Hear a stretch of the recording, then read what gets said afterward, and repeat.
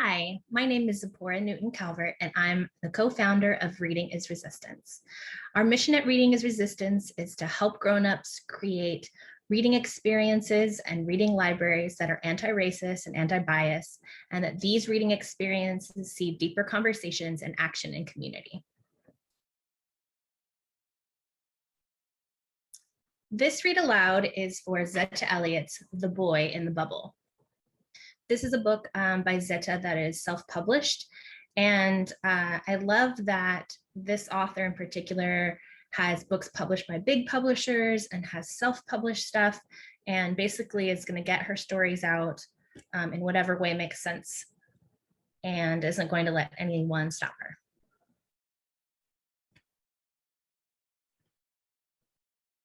Okay, so author is Zetta Elliott.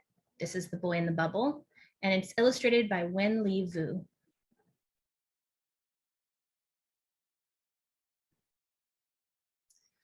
Once upon a time, there was a girl who lived under a rock. That might seem unusual to an ordinary person, but this girl was not at all ordinary, and she lived quite comfortably in her unusual home. Her room had crumbly earthen walls and a soft dirt floor. It was dim, for there were no windows, but it was always warm, for there was no draft. A wide wooden door led out into the world. The rock beneath which the unusual girl lived sat along a stony ridge that overlooked a lush green valley. Across the valley, at the top of the hill, was a city surrounded by walls. Every morning, before the gates to the city were opened, the unusual girl would push open her wide wooden door. She would stand for a moment in the soft early light and blink her eyes as they grew accustomed to the sun. Then the unusual girl would go down into the valley looking for new things to add to her dreams.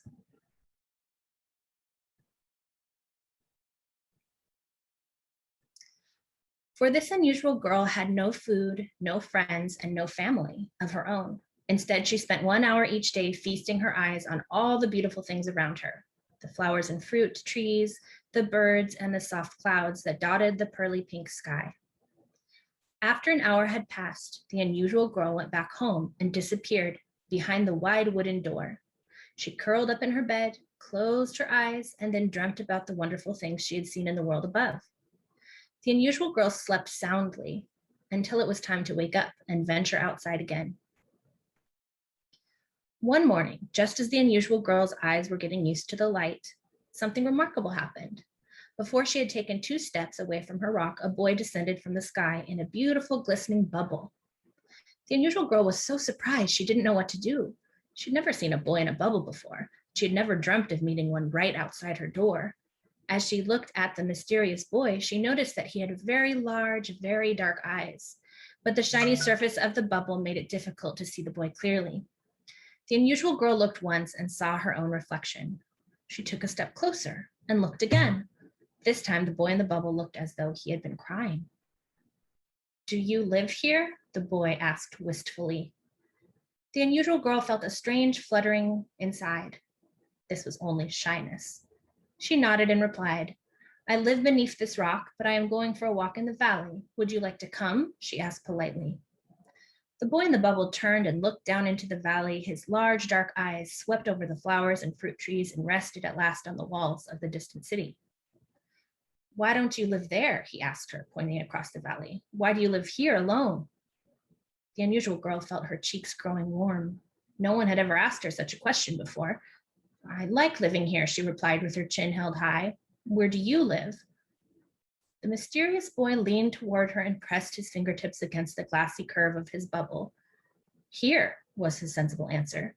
Then, as his fingertips began to turn blue, the mysterious boy pulled back his hands and turned to go. "I live everywhere, nowhere in particular." The unusual girl strained to hear his last words. The bubble was beginning to drift away. She rushed after it, crying out, "I'm going down into the valley, won't you come?"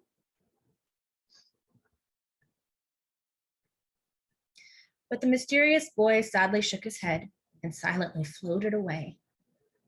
The unusual girl went down into the valley alone, as on any other day. But as she walked along the winding path, the unusual girl thought only of the mysterious boy in the bubble. Where had he come from? Where did he go? Would he ever come back again? There were new spring lilies opening in the valley and baby birds testing their wings on the wind, but the unusual girl hardly noticed them at all. She was too busy thinking about the boy in the bubble and his very large, very dark eyes.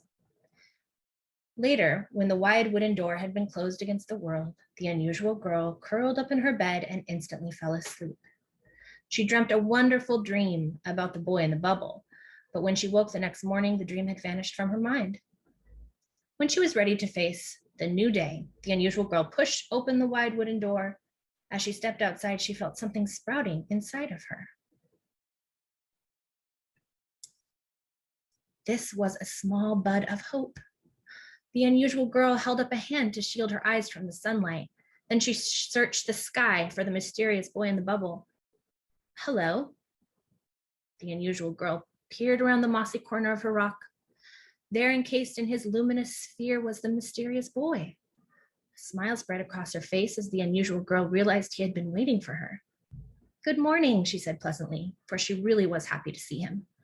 The boy in the bubble shifted from one foot to the other. Finally, he lifted his large, dark eyes and looked at the unusual girl.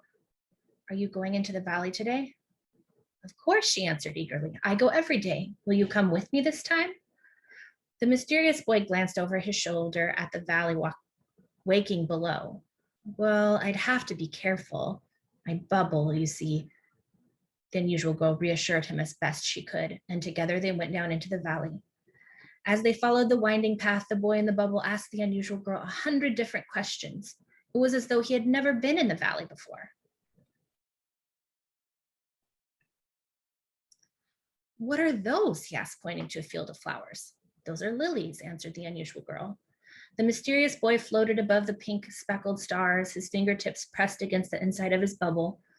What do they smell like? The unusual girl opened her mouth to reply and then closed it and lowered her eyes. The unusual girl opened her mouth to reply, then closed it and lowered her eyes. Don't you know? Asked the boy in the bubble. The unusual girl shook her head. She had dreamt about flowers dozens of times, but she had never stopped to smell them before. Won't you smell one now and tell me what it's like? The boy asked. The unusual girl glanced around the lonely valley, then bent forward and nearly kissed a nodding stargazer. It smells just like a sunrise, she whispered breathlessly. I thought so, smiled the mysterious boy. Then he floated further into the valley and asked another question. They went on like this until an hour had passed and the gates to the city began to open. I have to go now, said the unusual girl as she hastened toward her home. Will I see you tomorrow? Said the mysterious boy. Of course, replied the unusual girl, as she waved at the boy in the bubble, as the boy in the bubble sailed away. Later, when she slept, the scent of lilies lingered in her dreams. Each morning, when the unusual girl stepped out into the world, she found the boy in the bubble hovering just outside her door. Together, they discovered all the wonderful sights, sounds, smells, and tastes of the valley.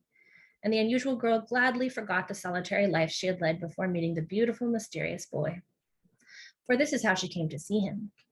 The unusual girl noticed that the boy's large, dark eyes seemed to brighten every time she answered one of his questions, and she found herself wanting to stay in the valley long after an hour had passed. The unusual girl led the boy in the bubble to the secret places in the valley that the city dwellers weren't likely to find. One morning, a rabbit hopped onto the path and stared at them over its quivering nose. Touch it and tell me what it feels like, said the boy in the bubble. The unusual girl had never touched an animal before, but she held out her hand and coaxed the little rabbit into her arms. It's so soft, she whispered, it feels like comfort. The little rabbit's heart beat much faster than hers, and a bit like anticipation, added the unusual girl. The boy in the bubble floated ahead and stopped before a tree heavy with ripe plums. What are these? He asked her. They're plums, she answered. You can eat them. And what do they taste like? The unusual girl had to admit that although she had dreamt about many different kinds of fruit, she had never tasted a plum before. The boy pressed his palms against the bubble and watched with hungry eyes as she plucked a plum off the branch and took a bite. The skin is bitter, but the flesh is sweet, the unusual girl told him as she wiped the juice from her chin. Like truth, said the boy in the bubble.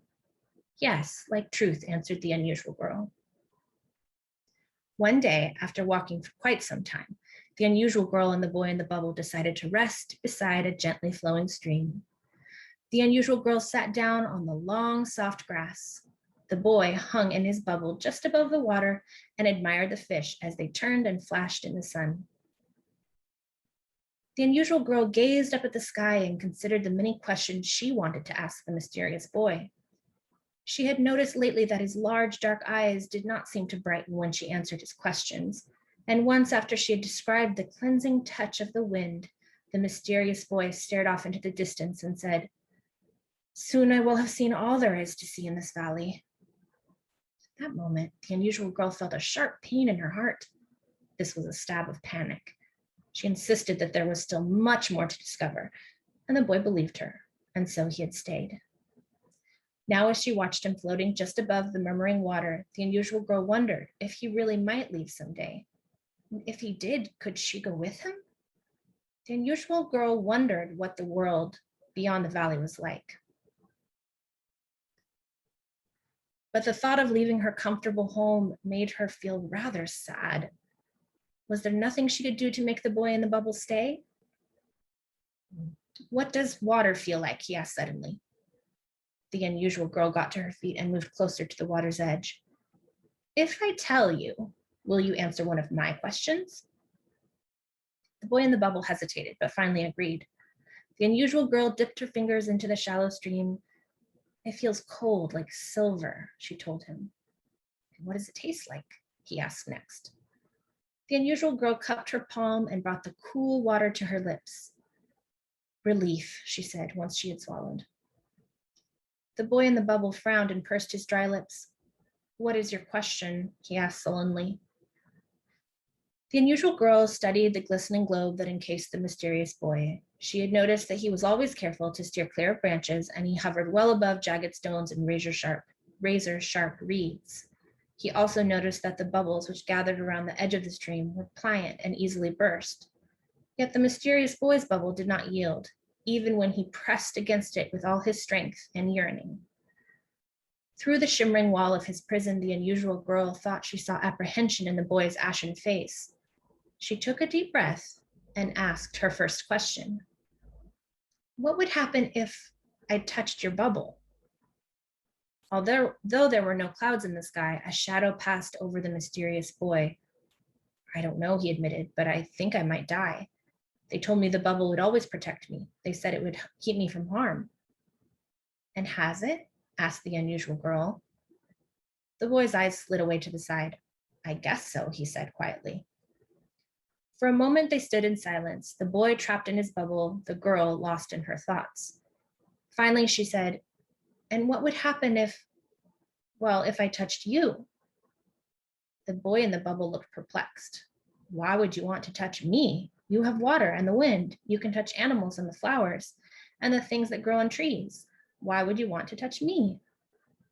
The unusual girl thought of the many times she had dreamt of grasping the mysterious boy's hands, how she longed to warm those poor fingers that were so often blue.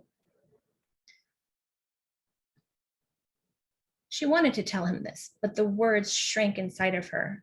This is what doubt can do. "Nothing touches me," he continued unhappily. "I have never been touched by the sun or the rain. I have never had a home or a family to love me.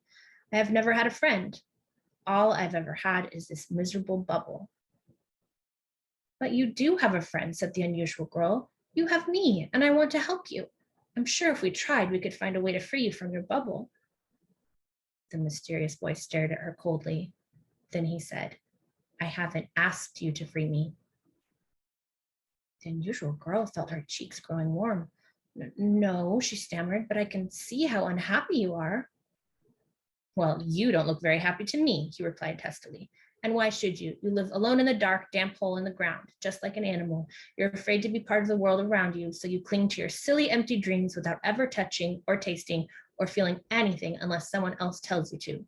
I'd rather be stuck in my bubble than live the way you do." Something that had once been afloat inside her suddenly began to sink.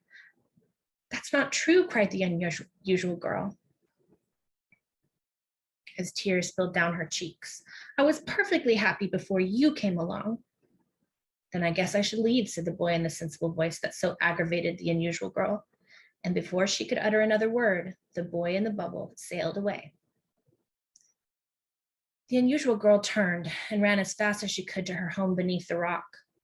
Once she was safe behind the wide wooden door, the unusual girl flung herself upon her bed and wept until she fell asleep. But even while she slept, her tears continued to fall, for she dreamt only of the boy in the bubble and the horrible, hurtful things he had said. When she woke the next day, the unusual girl rushed outside, hoping to find the mysterious boy. Though his words had bruised her, she still wanted to be friends. But the sky was empty, and no one waited for her around the mossy corner of her rock. The unusual girl felt a withering inside. This was disappointment. She sighed and walked alone down the path that led into the valley. The sun was shining, the birds were singing, and the valley was carpeted with fragrant flowers. But the unusual girl was blind to all the beauty around her. A little rabbit hopped across her path, but when she touched it, she felt no comfort. When the wind washed over her, she did not feel cleansed. And when she bit into a ripe plum, the bitterness of its skin brought fresh tears to her eyes. Finally, the unusual girl found herself by the gently flowing stream. She sat down on the long, soft grass and dipped her fingers into the silvery water. Fish shimmered in a pool of sunlight just beyond her reach. The unusual girl leaned forward to see the fish more clearly, and instead found herself staring at her own reflection. She was dismayed to see how large and dark and sad her own eyes had become. Perhaps the boy in the bubble was right. Maybe she never had been happy living her solitary life. The unusual girl felt a small tear inside, caused by a shard of loneliness. She sighed and walked back up the path that led out of the valley. The next day, when it was time to get up, the unusual girl sat on the edge of her bed and stared at the wide wooden door. If she opened it, would the boy in the bubble be there? The unusual girl didn't want to be disappointed, yet she still hoped the mysterious boy would return. She couldn't bear the thought of missing a chance to see her friend again, and so day after day she pushed open the wide wooden door and searched the sky for his glistening bubble. But day after day, the sky remained empty, and the hope inside the unusual girl gradually shriveled and died. She stopped going down into the valley. Her dreams grew lean. Though she tried to relive the happy times she had shared with the boy in the bubble, her memories of him were now faded and worn. Often she would wake in the middle of the night, dreamless, alone, and afraid of the dark. On one of those nights, the unusual girl left her bed and pushed open the wide wooden door. The night air chilled her, but the moon was bright, and so the unusual girl pulled the blanket off her bed and climbed to the top of her rock. She sat there in silence beneath the starry sky, alone but not afraid. Suddenly, there was an explosion of light. The unusual girl watched in wonder as a shooting star fell from the sky, followed by a glittering trail of dust. How beautiful, she murmured to herself, and yet how sad. The unusual girl was so mesmerized by the night sky that she did not notice the shimmering globe of light that was hovering beside her. She was startled when a familiar voice said, "It isn't sad, really. A star's life can be long and lonely and cold." The unusual girl turned and saw the boy in the bubble floating alongside her rock.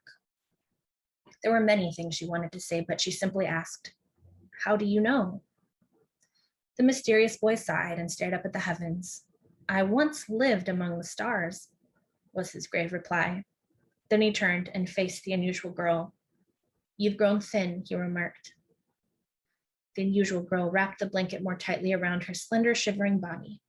She wanted to tell the mysterious boy how much she had missed him. She wanted to know if they could still be friends. She wanted to believe he was going to stay. The boy in the bubble drifted toward her.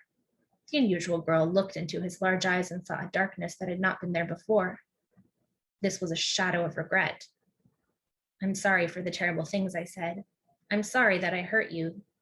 The mysterious boy paused and dropped his eyes. Then he said, "May I ask you one last question?" The unusual girl nodded. She longed to see his eyes brighten as they had before. The boy in the bubble leaned toward her. Have you ever wished you were ordinary? The unusual girl frowned and looked away. The mysterious boy followed her gaze across the valley to the distant city. Its lights burned red, like the embers of a fallen star. In a solemn voice, the unusual girl said, the city dwellers are ordinary people. If you knew what they were like, you wouldn't want to live that way. Oh, but I do, cried the mysterious boy. Tell me, he pleaded. Tell me how ordinary people live. The unusual girl could not deny her only friend, and so she told him what she knew. I have stood on this rock and watched as the gates to the city opened. I have seen ordinary people flood into the valley. They do not walk slowly as I do, and they are not careful like you. They rush blindly along roads they have cut into the earth. They trample the grass and frighten the birds. They cut the stalks of flowers so they wither and die. Trees cower whenever they draw near, and small creatures run and hide. Ordinary people can be extraordinarily cruel. They gather food but hoard it, though the poor starve in the streets. They promise to be honest, but tell one another lies. They promise to love truly, but they are unfaithful. That is how ordinary people live. The mysterious boy turned from the distant city. How do you know this? He asked the unusual girl. I lived among them once, was her grave reply. Then I chose to live here beneath this rock, alone with only my dreams. What you said before is true. I had been afraid to live in the world, but I only wanted to be safe. I had not known disappointment or sadness or loss until I met you. The boy in the bubble hung his head and felt rather ashamed. The unusual girl continued, yet I also had not known the joy of sharing until you became my friend. The boy in the bubble moved closer to the unusual girl. They had never been so near one another before. The unusual girl longed to reach out and touch the mysterious boy, but she knew that she couldn't. His bubble shone between them like an impenetrable mirror. The mysterious boy pressed his hands against the glass and said, for so long I wanted to be ordinary, but it never seemed possible until I met you. Now I only want to be free. I'm tired of living in this prison. Please, will you help me? The unusual girl jumped up in alarm. Oh no, she cried, we mustn't. You said you might die. But the mysterious boy only shook his head sadly and gazed up at the stars. The end of this miserable life would be welcome. Please, he whispered as his fingertips turned blue. At first, the unusual girl refused to help him, but the boy in the bubble pleaded with her, and finally she agreed. They faced one another beneath the star-filled sky. The unusual girl brushed away her tears, took a deep breath, and reached for the mysterious boy's hand. There was a sudden, brilliant flash of light, and then in an instant the bubble shattered. The boy inside shuddered and gasped for air, and then he fell from the sky in a shower of glass. The unusual girl cried out in dismay. The mysterious boy had fallen just like a star. He lay broken upon her rock, silver in the moonlight, silent except for the soft rattle of his breath. The unusual girl knelt down and carefully brushed the fragments of glass from his body. Then she wrapped the beautiful boy in her blanket and held him close. The unusual girl had heard music before. She had listened to the wind as it swept through the valley. She had heard it whispering among the leaves. Birds often sang tribute to the dawn, and a stream splashed sweetly as it flowed on its way. The unusual girl had never made music before, but now,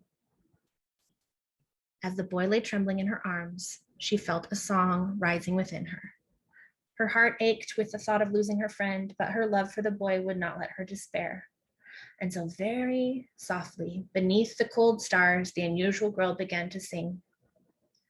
The wide night sky hung over the children, and beyond the dark valley, the city lights burned. The unusual girl sang and rocked the boy gently, and together they waited for morning to arrive. Just before dawn, a strong wind began to blow. Gray-white clouds crept across the horizon, and soon it began to rain. The unusual girl did all she could to shelter the boy from the falling rain, but he lifted a weak hand and pushed the blanket aside, turning his face toward the pale clouds. He sighed as the droplets splashed against his parched lips. The boy opened his mouth to let the raindrops inside, and when he tasted the water, he smiled at her and whispered, "Relief." Then the dawn came and the clouds broke apart to reveal a glorious new day. The children were cold and weary and wet. but the radiant sun wrapped its warm rays around them, and they soon fell asleep in a bed of light. She followed the path that led into the valley and gathered ripe fruit for the breakfast. When she returned, the unusual girl found the boy smiling up at the sky. She sat down beside him and offered him a ripe plum, but he reached instead for her face. With fingers that were no longer cold and blue, the beautiful boy touched her cheek. He smiled up at her with his large dark eyes and said, "Thank you for freeing me." The unusual girl smiled back and grasped the hand she had so often held in her dreams. "You won't leave again, will you?" she asked fearfully. The boy shook his head and solemnly promised he would never go away without her. And then he said, "When I left you before, I traveled to another country. It was lush like the valley and bordered the sea. I saw a village and the people who lived there. Perhaps we could go there together someday." The unusual girl felt a blossoming within. She had never been to the sea. The unusual girl looked down at the valley, so green beneath the blue sky. The city and its walls were gray beneath the sun. She knew that she was ready to leave, but she still had one concern. "If we live among these villagers, will we be ordinary?" "No," replied the boy, and he reassured her with a smile. "We will be ourselves." Thank you for being here for this read aloud.